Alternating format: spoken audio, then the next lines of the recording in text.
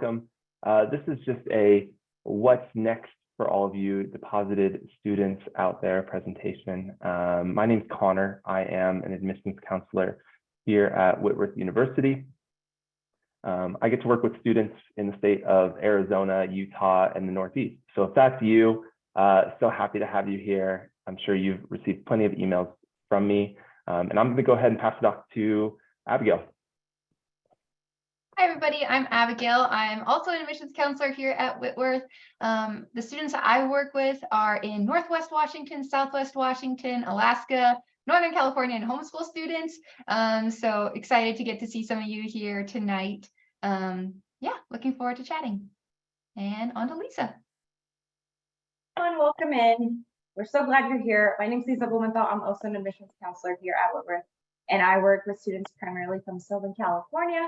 So if you're here and you're in this room, I'm so glad that you're here, and I hope this presentation is helpful for you. Perfect. Well, thanks, y'all. With that being said, I'm going to go ahead and just share my screen here once more. Hopefully everyone can see that. And so we'll dive just sort of right in. First of all, again, congratulations. You're part of the Whitworth family. You've deposited. Huge win there. We're so excited to see you on campus in the fall. So excited that you chose Whitworth to be your next home for the next 4 years. So we get a lot of questions. And again, this presentation is just to provide some more information to you all here today. Some of the big questions that we get are, what's next? We've deposited, we're ready to go. What can we expect, especially going into the summer? And so here's just a brief timeline, giving you an idea of what it is that you'll be able to, what your next steps are really. So that first one there, you'll see the housing preference form. Now, for students who have already deposited, you should have access to this in your app status page. Your housing preference form is due by May 22nd.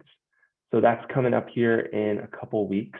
We want to make sure that you are able to select the resident hall that you want to live in. And so that's why you'll need to fill that out as quickly as possible. The next up is your class registration appointment. So this is also coming down the line. We've sent emails out to just about every student already, just with information on how to register, or excuse me, how to sign up for a class registration appointment. What's going to happen is you'll schedule that appointment with a faculty member within your field, within your major. And if you didn't select a major, that's okay. We'll still pair you with an academic advisor. And they're going to actually walk with you through this first semester to help you register for those courses.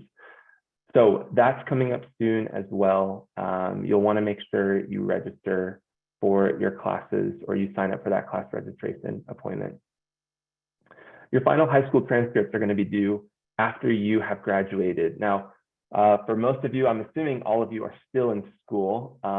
Maybe the few Arizona students in this webinar today might be almost done. But most of you are probably in school at least until June. And so you won't have those transcripts completed until you graduate. That's okay, not to worry at all. What's going to happen is typically schools are already aware of where you're headed, if that's something that you've maybe talked with a counselor at your high school about, or your registrar's office about. They'll actually just automatically send those transcripts over to us once you've graduated. If that's something you are questioning, or maybe you're not sure if your high school knows that you're coming to Whitworth, or you want to just ensure that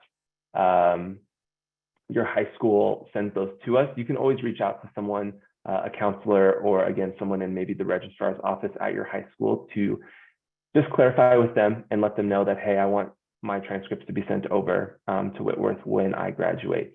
That's usually a pretty straightforward process. And if we're missing those transcripts towards the end of summer, or usually towards the end of June, we'll reach out to you and just let you know, hey, we still need these transcripts from you. So be sure to send those to us. The same goes for your final college transcripts. very similar process. If you've taken a college course during high school, or you've maybe taken Running Start, or you've maybe taken College in the Classroom, that typically will already be on your high school transcripts. Those courses will already be registered under your high school transcript. So you shouldn't have to do a whole lot more. If you're planning on taking a college course this summer, that's when you'll need to, again, reach out to the registrar's office at that institution, or just confirm with a counselor there that those transcripts, once you graduate, can be submitted to us. Your health forms are going to be due on August 1st. So that's, again, later this summer. And then your financial aid and billing information will need to be confirmed by August 10th. So these are just some of the next steps you can expect. And again, you'll receive a lot of emails, a lot of information, a lot of notices, maybe text messages, just in regards to what's next and what needs to be happening. So you're keeping up with this timeline. You can always go onto your app status page, and you can always view your checklist there, and just ensure that all your checklist items are complete. That checklist will be updated here soon with more information that we need going into this summer.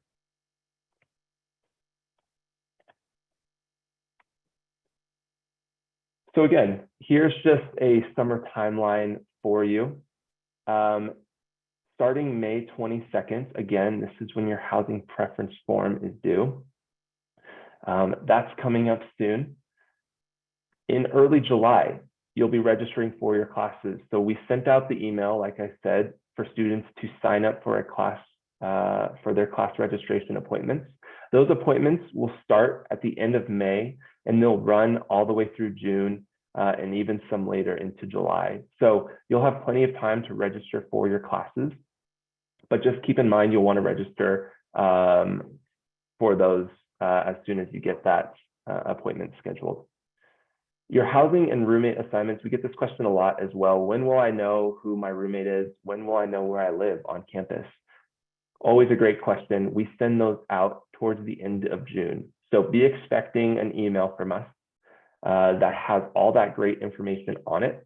It's going to have your roommate. It's going to have your housing assignments, what resident hall you're going to be living in. All that good stuff will be in that email come later in June. By July, we want to make sure that you have your billing guide reviewed, and we'll talk about that billing guide here in a second, actually on this next slide. So hang tight there, but make sure you have that billing guide looked over, and your health forms are going to be due in July. So this is something that, again, on that checklist in your app status page, there's going to be some health forms that you're going to want to fill out prior to July. By August 1st, this is actually when our transfer enrollment deposit deadline is. So if you're a transfer student, this is when we ask that our transfers have deposited. And also in August, we'll have our new student orientation details. So we'll send out emails, information, when you're going to move in, what that weekend looks like, what to expect when you arrive on campus. Because September 2nd is move-in day for all of our first-year students. So excited to have you on campus in just a few months. Before I begin this next slide, also just want to remind everyone that Lisa and Abigail are currently in the Q&A chat answering questions. So if there's anything that comes up, please don't hesitate to ask those questions. We're going to have a Q&A session after as well if questions aren't answered, but I know I'm running through this information quickly and running through these timelines quickly, so make sure you get those questions answered in the chat. So this next slide here is our billing due dates. And so billing due dates, we have our billing guides that are going to be sent out to you in June, and that's going to have all sorts of great information on billing, payment process, all those arrangements that can be made come later this summer. So be on the lookout for that billing guide that's sent out to you via mail. Payment arrangements for the fall semester are due on August 10th. So you'll want to make sure you have that submitted. If you are a student athlete and you're planning on coming to campus early, you'll want to make sure you get that completed prior to your arrival on campus.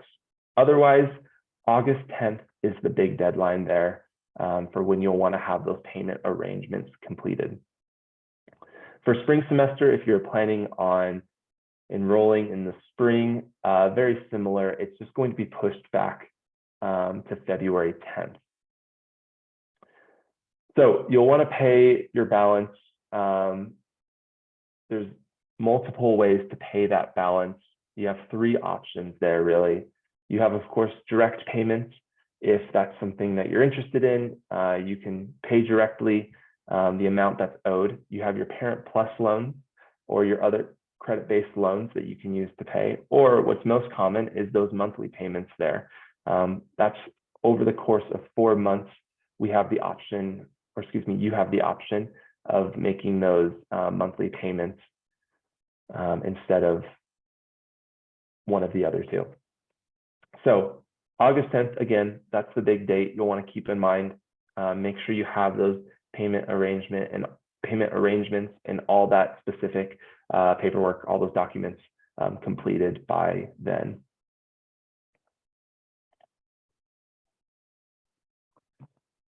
So what can you expect then from orientation this upcoming September? You'll be receiving, of course, your student ID card. This is going to be your all-access pass to all the buildings here on campus.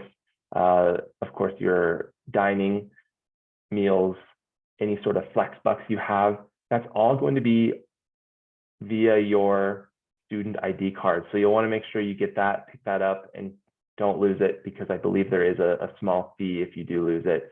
You'll have to get a new one. But it's going to be, like I said, your all-access pass to everything here on campus. Textbook pickups. If you ordered your textbooks from our bookstore specifically, you can begin to pick those up come registration or orientation weekend. So those textbooks will be available then. Your student socials for your specific major and program, athletics, any sort of extracurriculars. There's going to be clubs and fairs and different ways to get connected on campus during that weekend. So you'll want to make sure you spend plenty of time socializing with other students, new students here on campus, and you'll get to meet a lot of great people then. We'll of course have some campus tours for families, for students. If you again want another tour or just want to explore more of campus, we'll have those options for you come orientation. You'll have, of course, your resident hall for an off-campus meeting. So for students living on campus in our resident halls, we will meet together. You'll meet as a resident hall. You'll get to come together, meet your RAs, meet your area coordinators. You'll get to determine your visitation hours. You'll get to determine your quiet hours. You'll basically vote on rules and policies that you want in place for this upcoming year in your resident hall. You'll get to do that collectively as a group. Again, all of our resident halls will partake in this. You'll of course get to move in. You'll get to meet your roommates, maybe roommates, plural, if you have multiple. And so lots going on in our resident halls during this orientation weekend. Metro initiation, that's a fun one. This one's a little unique to Whitworth. It's a great time, again, to meet other students, meet some of your peers. You'll get to collaborate with your resident halls. You'll partake in a lot of different great events as you get to explore campus together. You'll be bouncing from resident hall to, again, meet new students, lots of great events. You're not going to be sitting around much. It's a lot of moving. We really just, our goal here is to get you plugged in right away. We want you to get connected with a great community right when you step onto campus. And you're going to feel that right away. From the moment you meet your RA, or the staff that checks you in, they're going to make sure that you are welcome here and that you're meeting these students and getting involved. We'll have a campus worship service. I believe it's that Sunday morning. You'll be able to attend chapel with your family, of course, as we welcome in all the new faces and new families here on campus. And then the crossover ceremony, really, really unique time, really fun time as you get to become a Whitworth student for the first time. You'll hear from our president, Dr. Scott McQuilkin. You'll hear from other staff members and faculty members, and you'll get to cross under the Pinecone Arch as you enter Whitworth as a first-year student. A really great time, but again, this orientation weekend is full. It's booked to the brim with lots of events, just a lot going on. And so we want to make sure that, again, you are given all access to Whitworth and are fully submerged from day one. Here's just a look as far as our academic calendar goes, just a sneak preview. This, of course, all this information can be found on our website. If you actually go onto our website and you search academic calendar in the top right corner, in that search bar, you'll be able to see an academic calendar for this upcoming year. All these dates will be listed there as well. So if you do have questions after this, you maybe forget a date or you just want to go back to reference when some of these breaks might be, please feel free to visit that page on our website. We'd be happy to send you that as well, that link if you want to reach out to one of us. But again, this is all found on our website. So just to run through it with you all, move-in day, of course, like we just said, September 2nd. Our Thanksgiving holiday is going to be November 22nd through the 24th.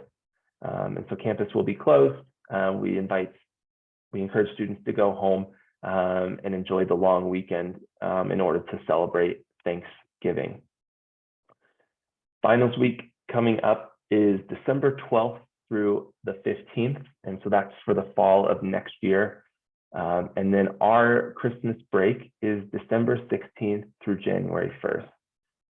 I know a lot of you may be thinking that's a really short Christmas break. Maybe compared to some other schools, it is a shorter break.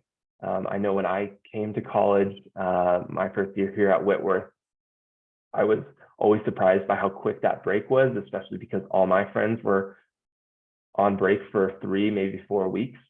But keep in mind that we have Jan term here at Whitworth. And so Jan term begins on January 3rd. And Jan term, again, maybe you've heard this, or maybe this is just, again, to reiterate from what you maybe already know, but Jan term is that 1 month of semester in the month of January. Students can take up to 5 credits during that month. And you're in the same class every day for 3 weeks. And it's a great way to knock out some credits in a really condensed amount of time. After Jan term is finished, we have our Jan term break. And then I believe here, it doesn't mention spring term, but spring term starts early February. So we have about a 5-day, 7-day break after Jan term. And then once spring term starts, you'll have spring break coming up. That's your next big break towards the end of March. So Jan term break, and then spring break for your spring term. And then final exam all the way out in May, and our resident halls will close on May 18th. All of this information and a whole lot more can be found, again, on our website. If you search for academic calendars, you'll see all of these dates, plus many, many more. So please don't hesitate to visit that page if you have more questions.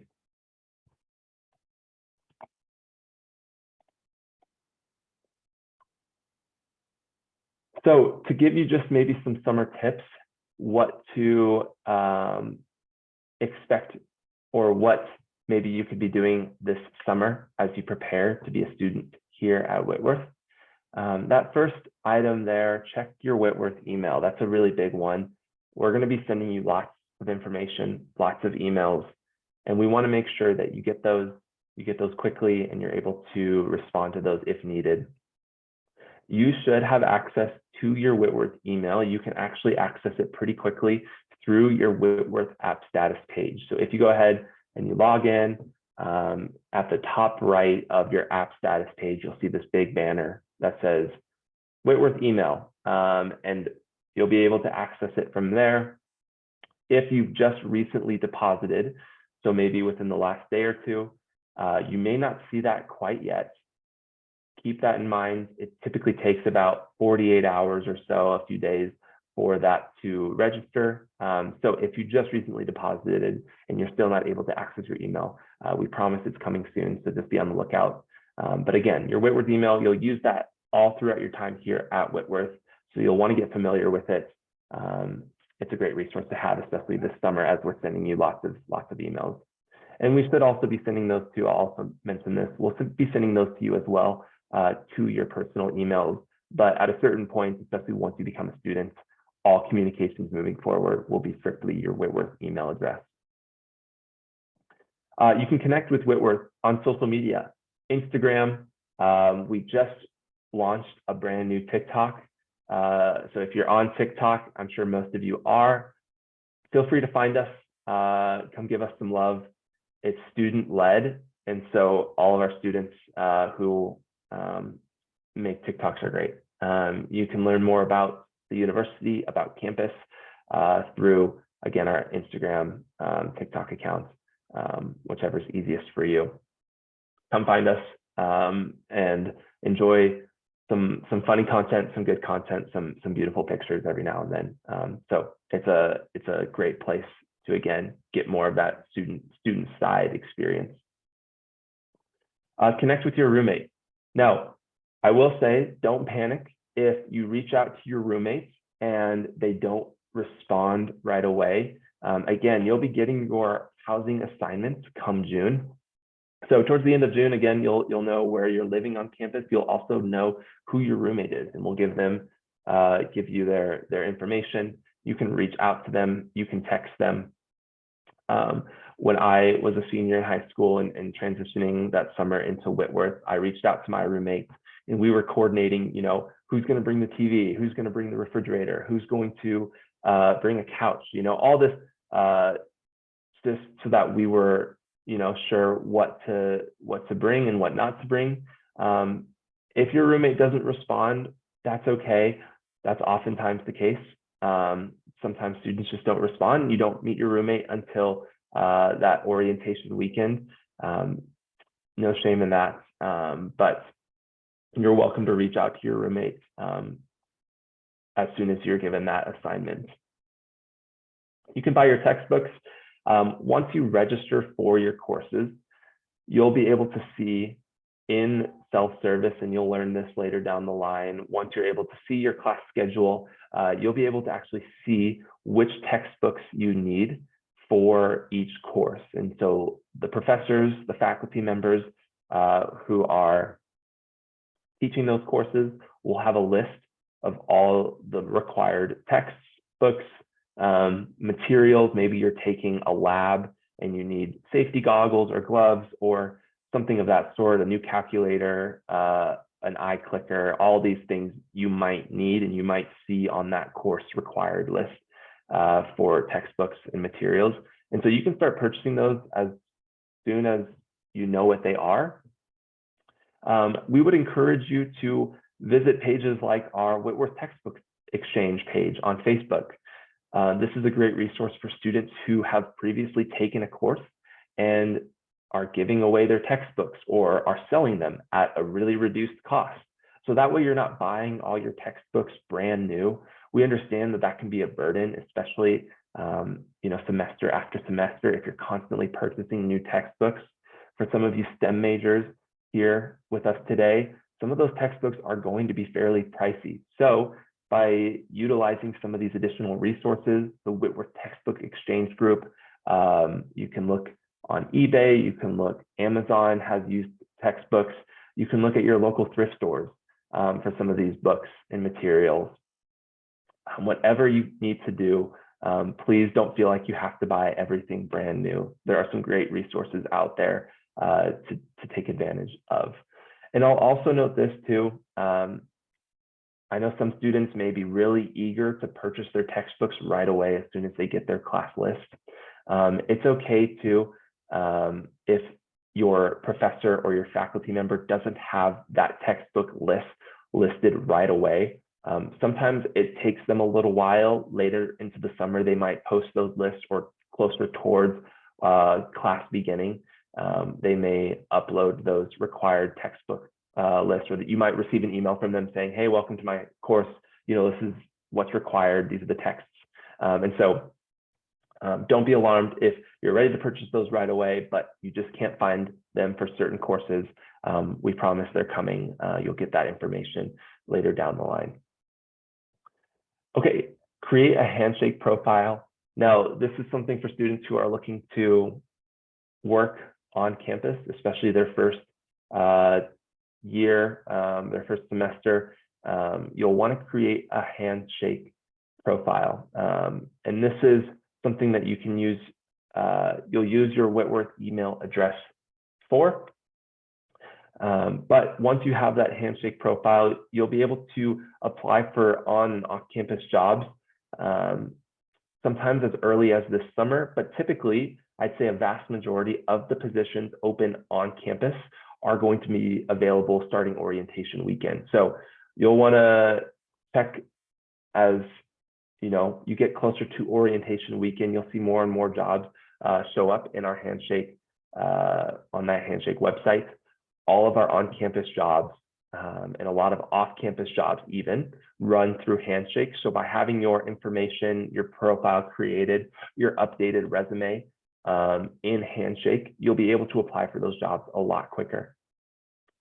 So just be aware of that. Be on the lookout for some of those jobs that may be appearing. I know a lot of you have already expressed interest in working your first semester here on campus. So you'll want to make sure you begin that process as soon as you're able to. Okay. Now, this, of course, is our contact information. I know there was a lot of information that was just shared. Thank you so much for sitting with me through that all. If you have questions, you can always reach out to our Whitworth admissions website. You can always reach out, or excuse me, our admissions email address. You can always visit our website if you want to look up more information on specific programs, or just want to see what else is on there. Feel free to visit our website. And so now I want to jump into a Q&A session. I know a lot of you were probably asking questions in the chat while I was speaking, and hopefully Abby and Lisa were able to answer some of those questions. But this is our contact information, just so you know who we are yet again. But we're going to jump into a Q&A session for maybe the next 25 minutes or so, and hopefully get some of those questions answered, or maybe reiterate some information that was already shared with you all. Yeah, I just wanted to say, if you put a question in the chat and you're like, wait, they didn't answer, we were saving them for this time. So we're going to answer those questions live, because a lot of you have very similar questions. So we don't want to keep typing the same answers over and over again. So first of all, a lot of you are wondering if this is being recorded and will be posted, and the answer is yes. We are recording this, and we will be posting it on our YouTube channel, and we can also send that out in a link shortly. So don't worry if you came on late or you missed something, or like, oh, that was really good and he went through that fast. It will be available again. I'm going to start off with one of the questions we got several times, is when does orientation start, and what is orientation week? So there's a couple different answers to this. If you are an athlete whose on season is in the fall, you have a different move-in date than the rest of the students. For a lot of you, that's going to be August 10th or 15th, and your coach will communicate with you about that. The residence halls will be open, so you'll move into campus, you'll have a meal plan already. You don't have to, you'll basically move into campus, be living on campus ahead of time. And again, I believe that is either August 10th or August 15th, and your coach will let you know. International students have a different move-in date. Marie Whalen joined us here. She can talk a little bit about that. And then we also have a pre-orientation program. So if you know that you're going to be doing our Bucks Bridge program, that's part of the pre-orientation program, and you'll be moving in a week earlier than the September 2nd. So yeah, other than that, the regular orientation week starts September 2nd. It's about a week long, and that's when you will be moving in and orientation will start. Okay, so we're going to go through these and just kind of answer them. I'll read them out, and then if someone on the team wants to take the question, feel free to unmute yourself and answer that. We're just kind of going to popcorn back and forth. Feel free to continue asking questions. Please put them in the Q&A section, not the chat. We're not monitoring the chat, so put your question in the Q&A, and we'll do our best to get to it in the next few minutes. So, Abigail, real quick before you begin, Marie, maybe you could introduce yourself to any international students who are here with us. And I know there are some different dates that Abby had mentioned for move-in for orientation week. And so maybe you can address those as well, if you don't mind. Yeah, thank you, Connor. I'm Marie Whalen. I'm the Associate Director of International Admissions, and I believe most of the international students who are attending this webinar are students that I'm working with. So I'm really pleased to see that you're here. I do want to make sure that you are aware that there is a pre-orientation for international students before the regular orientation begins, which means your arrival date will be earlier. We have August 28th as the international student arrival date. And when you do arrive, we are planning pickups for students to take you from the airport, because I know the last thing you want to do when you're coming from South Africa or Mongolia is try to figure out how to get to campus after traveling for 48 hours. So you will receive information in writing about this, and on the 30th of August through the 2nd of September, you will have that international orientation, and it will include a lot of specific information for international students, as well as the fact that we will take you to establish bank accounts. We'll help you get your phone switched over so you can make calls in the US. And we will also have a brunch for any international student parents and family members that might be joining you or taking you to campus. So watch for emails from myself and from my colleague, Trina Allen. And if you have any questions, just email us. Thank you. Thanks, Marie. Thank you, Marie. We're also going to be going through and answering some of the questions via text, so you should see those pop up on your screen. Some of the questions maybe don't need like a verbal response. So yeah, we'll be in the chat answering those, or in the Q&A answering those as well. First question. Is there a list of required vaccinations for the health form? Yes, so we require the MMR vaccinations as well as the COVID vaccination. Those also are, you are able to get an exemption for those. So the COVID vaccination is included with our other vaccinations in the exemption form. It's no longer a declination form or you need a religious or medical reason. You just fill out the declination if that's something that you will not be having when you come to campus, same as the other ones. Those will be listed on the health form. You can read more about that. And those may be changing over the spring and summer, so you can keep updated on that, but it's moving towards being less strict. So yeah, right now it is just an exemption form. And I forgot to answer that one live, so there we go. Next question is, what is a health form? Anybody? I'll put that out there if anyone wants to jump on. Yeah, sure. The health form is pretty straightforward. I mean, we're going to, there's going to be just information again on vaccination status. We'll ask you for, or just immunization records really. We'll ask you questions about insurance, and we will basically ask you a brief questionnaire on previous health history. Nothing too extreme, nothing too intense there.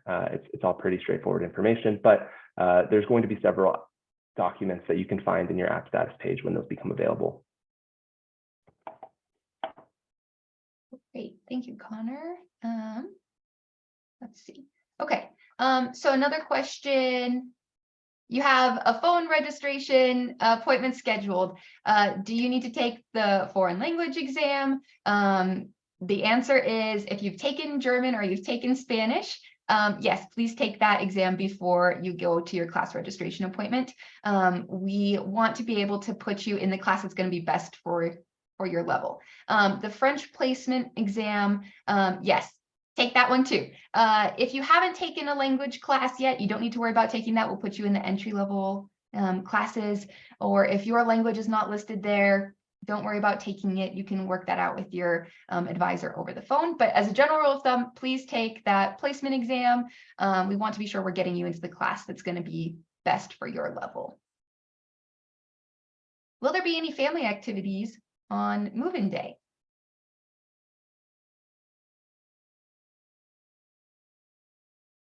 You guys can all, I think you could work too if you unmute and we can all just kind of popcorn. Yes, there will. Oh, sorry. Oh, Connor, no. No, you go ahead. You go ahead. Okay, yeah, there'll be lots and lots of family activities. So move-in day, that Saturday and Sunday, there are tons of events for parents, siblings, pretty much anything that people can, that students are doing, parents can do too. There will be some meetings that are specifically just for students, but we have the crossover ceremony. That's really important. We'd love for you to be there with your student for the crossover ceremony. It's a really fun tradition. You get to see your students enter the Whitworth community. There are different info sessions for you, particularly for parents as your student is participating in some of the orientation events. There's definitely activities for you to do as well. I encourage you to come at least for all day Saturday, and then there are events Sunday as well. There's also a Sunday morning service, so you can attend that as a family if you would like. But yes, lots of events for families. Let's see. Okay, we have a couple about payments. So payment plans, where do we go to look for those? Can we pay online? Is there a portal for parents to pay? Do we charge a fee if you pay by credit card? Kind of a bunch there, so. I can take over this one. So around the month of July, so it's coming up, we do send a billing guide for all of parents and families to look over, where we include information on making payments, how to pay that balance. You do have the option to pay online, in person, or a check. But in that billing guide, we do have the option to pay your balance online too. So the billing guide is super informative. So once you receive that, it'll all make sense on how to do it. We do have a portal where you can pay online. So that will be an option. In terms of fees, I'm not 100% on the fee. Any of you guys remember? Yeah, so if you pay by credit card, I believe it's an $8, well, it depends. So if you're paying tuition by credit card, it does charge you a fee. I highly recommend linking it to your bank account if you're going to be paying via card. That's an easier way. It does not charge you a fee, or if it does, it's like 25 cents. It's a very minimal fee. So link it directly to your bank account. That's the cheapest way to do that. If you are going to be paying a credit card because you want airline miles or something like that, then yes, there will be a fee. You're also more than welcome to pay by check or in person in our office, financial aid office. I would like to add, for international students, there is specific billing information for you as well. And in terms of bank accounts, as I mentioned, you will have the ability to open a bank account in the US as long as you're at least 17 years old, and we will help you with that process. A lot of international students ask, do I pay by semester, by year, or can I establish a monthly payment plan? And you can do any or all of the above. You can establish a monthly payment plan once you have opened a US bank account. But your family is also welcome to pay by semester because that is how we bill by semester.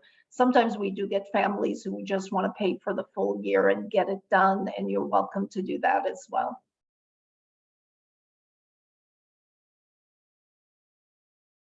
Great. Okay. We have some more questions about orientation, so I'm going to try to kind of go through all of these right here. So what time are the dorms available to move in on September 1st? We will send you a very detailed schedule over the summer. If I'm remembering correctly, it's either 8 a.m. or 9 a.m. And this year it should just be everyone kind of can move in at the same time, depending on how many students we have moving in. Sometimes there are shifts and we say like, okay, between 8 and 9, group A can move in, and between 9 and 10, group B can move in, etc. So you will get a detailed schedule later on in the summer, so be watching for that. But it's typically early in the morning on the 2nd.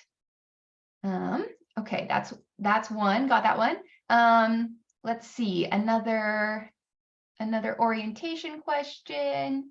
Let me find it. Oh, maybe somebody already got to it. Oh, what time roughly does things start? Saturday of move-in? Early in the morning, 8 or 9.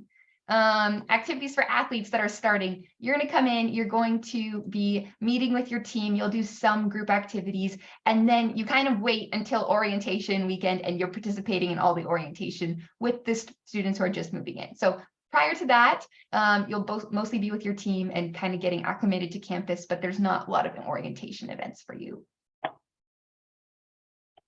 Okay, looks like we also have some Jan term questions. I'm going to try to put those all up so people can see what those are. If anyone wants to start answering those, go for it. I noticed there was a question about Jan term online. Typically, no. The answer is we would have all of our students on campus during the month of January. So it's already included in your tuition that you're here taking a course. So I don't believe there are any online courses available for the month of January. And I'm getting nods from everyone, from Abby and Lisa and Marie. So to confirm, yes, there are no online courses during that January month. Yeah, and then, oh, sorry, Connor. No, go ahead. I was going to move to a different question. So yeah, so when do you sign up for Jan term? You sign up for Jan term when you are signing up for your spring courses. So typically that's going to be late October, early November, and you'll do that with an advisor. Yeah, that's great. Are there single dorms available? Yes, there are. You can request those when you fill out your housing preference form. We, of course, encourage all of our students to room with someone else, but we understand that there are students who would prefer to live on their own, and so there will be some options for you if you would like a single room. What do students do who are living at home during this time? I'm assuming that's during orientation week. There are lots of events for our off-campus students as well. So if you are a student who lives locally or a transfer student who will not be living on campus, there are events for you during orientation weekend as well. And we want you to be a part of campus. So sometimes while events will be happening for different residence halls, there'll be specific events for our off-campus students. But you'll probably have a slightly less busy schedule, which can be nice if you're driving back and forth. Is there anything we need to fill out if we're staying on campus or leaving during the holidays? Marie, I'm going to direct you to this one. And then I think there was another one that was related. So I'll pull that one up too. Yeah, thank you for that. If you are an international student or a student who for some reason is not able to go home, then yes, there is information you need to provide to our housing department.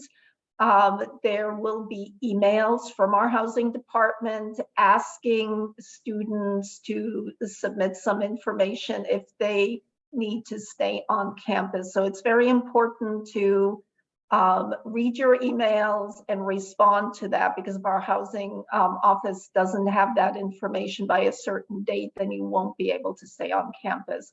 But we do recognize, or Whitworth recognizes, that some students just don't have the ability to go home for a week or two and leave campus. So we accommodate that. Yes. Okay. Thanks, Marie. Mhm. Yeah, we also, okay, now we have some questions about work. So I'm gonna put those there on the screen. Are the on-campus jobs referring to different than work study jobs?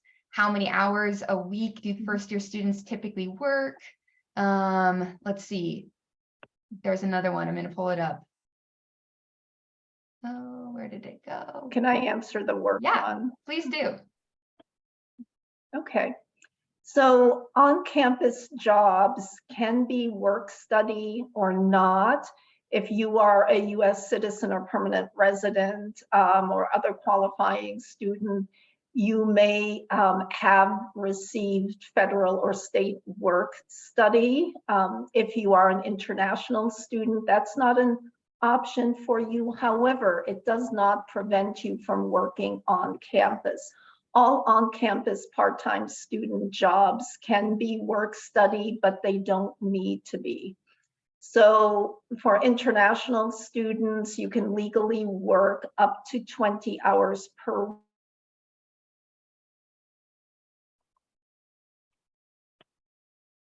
I believe we may have just lost Marie. Students But can work, yeah, up to 20 hours a week on yep, campus. Yep. we're filling in for her. Yes. Okay. Hopefully she's able to come back on. Let's see.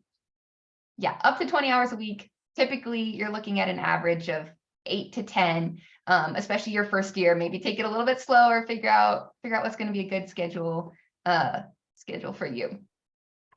Marie, I see you're back. Would you like to finish your thoughts? Oh, you're muted. Sorry, Marie. Yeah. There I'm we go. sorry about that. My connection just died. So thank you for finishing my thought, Abby. It's good. Okay. Lots about foreign language and other placement exams. So do you need to take a foreign language at Whitworth? Yes, if you have not completed 1 year of collegiate level foreign language that includes ASL, then you will need to take a foreign language class at Whitworth. If you have taken foreign language either through Running Start or college in the high school or dual enrollment, and you have a full year of college credit language, you won't need to take that at Whitworth. So I hope that answers your question. And do we have other, Marie, maybe you can answer this one. Do we have to take the language exam if we are receiving the seal of biliteracy? Maybe Lisa or Marie could answer that one. I'm not familiar with that. Right. We don't typically see seals of biliteracy, but we do have a lot of international students whose first language is not English, and often enough they are proficient in several languages. I think the seal of biliteracy, that would be something that our world languages professors would look at and determine whether they would accept that. But for students who don't have that, they may be asked to take a language proficiency test in their native language. But if they are attending or have attended high school where the medium of instruction was not English, it would be assumed that they are proficient in the language. So it's a little bit complicated than depending on the specific circumstance of the student. So for further information, you can connect with us, and we will also work together with our world languages staff to see what the best option is for you, whether it's to have a language waived, that requirement, or if you want to get credit for it, to take a specific type of language proficiency test like the CLEP test. Yes, thank you. there was another related question. If you have enough credits to cover a language but are minoring in Spanish, do you still take the language placement exam? I would say yes. We want to get you into the highest level of Spanish that you're going to qualify for, so you can get those credits taken care of, but you're still going to need to take those Spanish classes if you're minoring in Spanish. So those extra language courses will count towards your overall graduation credit requirement, but I would encourage you to still take the language placement exam, regardless of already having those credits. Let's see. Does everyone have to take the language exam, even if you don't speak another language? If you have not taken a language class, you don't need to take the exam. You can just let your advisor know when you're registering for classes that you don't have any experience with that, and they'll put you in the entry-level class of the language that you want to take at Whitworth. Oh, and let's see, I just accidentally moved one to the wrong section. Let me find it.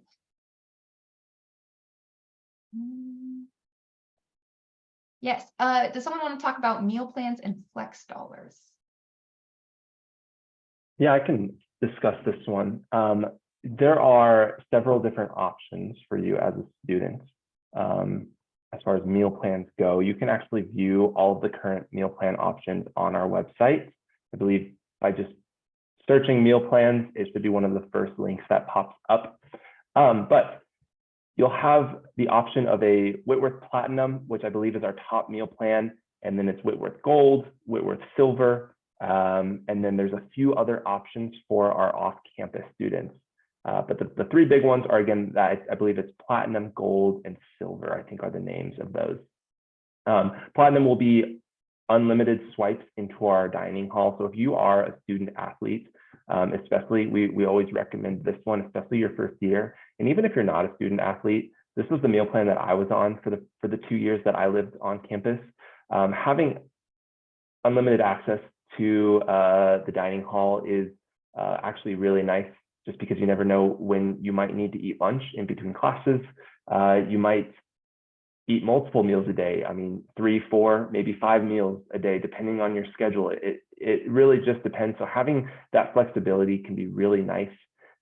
If that's not something you're interested in, that's okay. Our other meal plans come with various different options as far as, X amount of swipes per week that you use. So it usually totals out to, 3 swipes a day for 7 days, or 2 swipes a day. And then typically with less swipes, it means more flex. And so those flex bucks you can use to purchase coffee from our Mind and Hearth, or from the Pine Cafe. You can go to the grill and grab a quick bite and use your flex bucks instead. And so it's a use it or lose it type system for the flex money. If you don't use it by the end of the year, you'll actually lose it, or I believe by the end of the semester, you'll actually lose it. So it doesn't transfer over. So you want to make sure that if you're on a plan with a lot of flex bucks, that you're using that throughout the year. Otherwise, you might get to the end of May and realize, oh shoot, I still have $100 left, and you're treating all your friends to free meals for the next 2 weeks. But all of our meal plans have flex dollars included, so you can just go and kind of browse through which ones you might be interested in. But again, I'm a big advocate for the Platinum plan. Yes. Is there a travel board somewhere where students can find rides or ask for a place to stay over breaks? Maybe someone could be, if someone has like room in Spokane to host people for Thanksgiving, something like that. Yeah, I grew up in Western Washington, so about 6 hours away from Whitworth, and there's a board right outside our dining hall where during break times, students will put like, I'm looking for a ride to here, or I have a car, I'm going to here, here's how many open seats I have. And you can communicate back and forth that way. And if you are local and you'd want to open your home to students who aren't able to go home for the holidays, that's a great option too. I don't think we advertise those things publicly. But if you have a student on campus who wants to invite their friends, that's a great way to do that. I've been to professors' houses, for Thanksgiving or Easter or those holidays where it doesn't quite make sense to go home for just such a short period of time. I don't know, Lisa, being an international student, if you want to speak to that, or Marie too. I think that would be a fun one for you guys to answer as well. Yeah, I really enjoyed just, you get to make friends around that are local here in Spokane. Going back to Honduras, which is my home country, that wasn't really an option. So having people that were more than welcome to offer their home and be like, come spend Thanksgiving with us, or even just a short break. It was really nice. So there's always that bulletin board that you were referring to, Abby, which I think is great for students. Most often than anything, we'll find a shuttle or a ride to get to wherever they want to go, and you make friends in the process. So it's really nice. And I would add to what Lisa said, that for holidays like Thanksgiving and Christmas, it's not unusual for faculty and staff to invite students over as well, because that's the kind of that's just the kind of environment we have at Whitworth. You'll have friends and roommates asking you, like they did Lisa, or you may have one of your professors, or I know that our head of security took a whole group to home for Thanksgiving the other year. So people are really caring here. It's a really strong community. I can't speak to the ride piece, but Lisa did that capably as a former Whitworth student. Thank you, Lisa. Okay, we have some questions about residence halls and living situation and roommates. Super fun questions here. So I'm going to put those up and we can maybe all speak to it a little bit depending on our different experience. So if you're unhappy with your residence hall or roommate, can you request a change? If your housing preference doesn't work out in your favor, can you get that looked in before the move-in date? Yeah, those are, very good questions and things that we were all worried about when we were looking at being students at Whitworth. In my experience, I was terrified. I didn't know anyone at Whitworth, and I was like randomly assigned a roommate. And the truth is, it's not actually random. We look at those housing preference forms and hand pair you with your roommate. So we really do our best to ensure that you'll be in a successful situation. We, except in very rare cases, do not do like any reassignment before the school year starts. If you have a serious concern, you can contact the housing department, but really for the most part, when you're assigned your roommate and your housing assignment, that's it. If for some reason something doesn't go well, you can potentially get reassigned at the semester break or during the middle of the semester if there's a serious issue. But again, we're really encouraging students to push through and develop good communication skills and learn how to deal with conflict effectively. And then truly, students are happy with their roommate housing assignments. It's generally a very pleasant and good process. So that, like, having to switch rooms, that's by far the exception. Lisa, I see you're nodding too. So yeah, I absolutely loved my freshman year roommate. We definitely had conflict. We had really different communication styles. We had some pretty different living styles, but she's also one of my best friends. And I was in her wedding and we still talk all the time, lived together for 4 years. And again, I was randomly assigned to her. So yes, there will probably be conflict and yes, you'll have to work through it, but that doesn't mean that it's not going to work out ultimately. Yeah, Lisa, I know I said you can talk and then I can cut you off. No, I think I would say, that's the beauty of going to a smaller school, is that you have a supportive housing team that will hear you out and try and make sure that you navigate that conversation or whatever situation as well as you can. And it'll be a learning lesson, but our housing team is really awesome at being able to make sure that our students are happy and that they're enjoying their college experience. At the end of the day, that's what Abby, there was one really great question. One of our students asked if students get bus passes with their student ID? And the answer is yes. Every student here at Whitworth receives a free bus pass. I can say I was a recipient of a free bus pass because I did not have a car as an international student. And we're so lucky that there's a bus station right outside of our school. It's probably, I would say, less than a mile from the school, where you could just take a bus, and there's different routes where you could, but it usually just takes you downtown. I took that bus many times. But there's also there's another bus station that is probably about a 10-15 minute walk from campus that you can go to a different location, but they all end up coming downtown. So yes, every student gets a free bus pass. You take advantage of that. If you have friends with cars, it's even better, because then you can go with them, but it is an option for you, especially if you would be like me, who likes to go downtown, explore, and spend some time alone.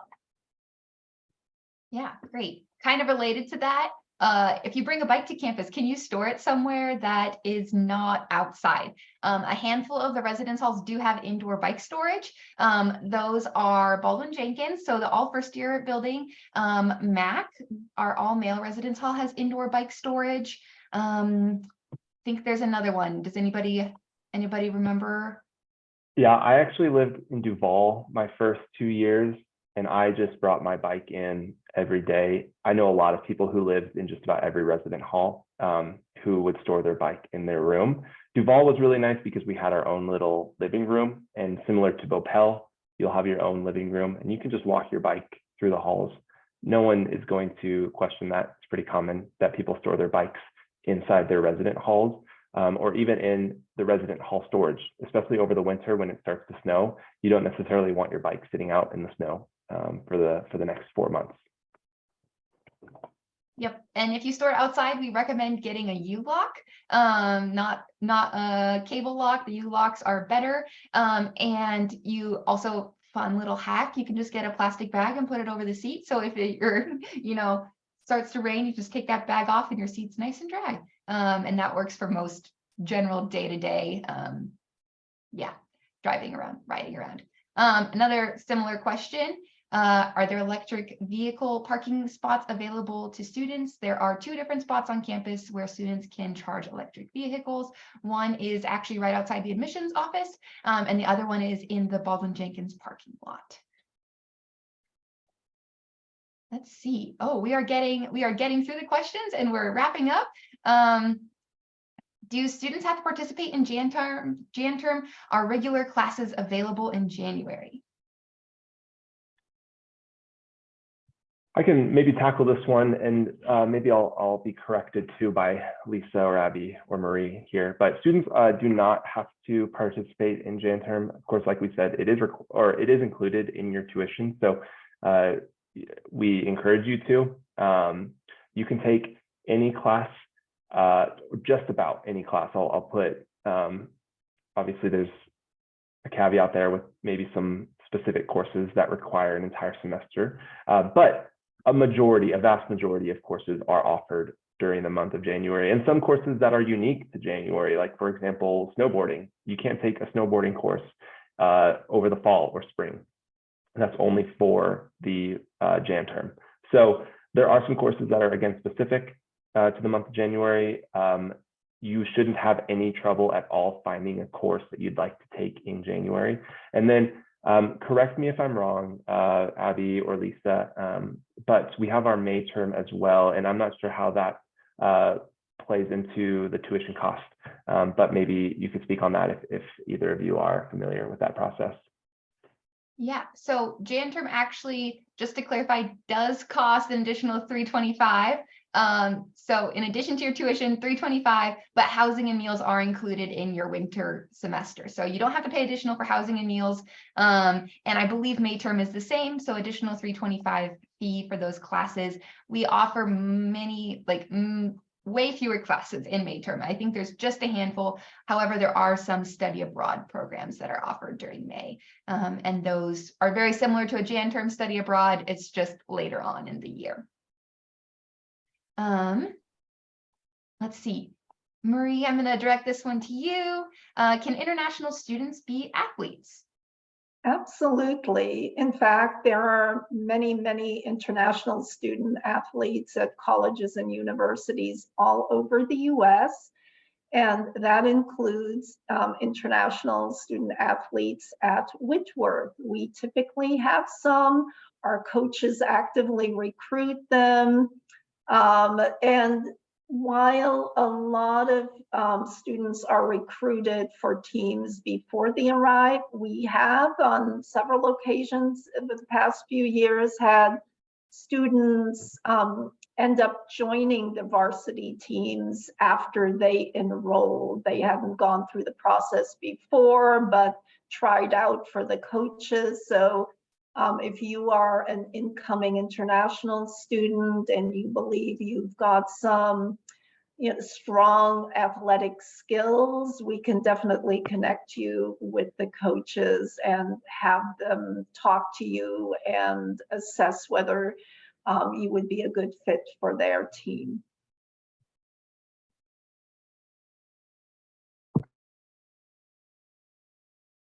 All right. Last question. Are there parking passes for off-campus students? Yes, there are parking passes for all students. So parking passes are $120.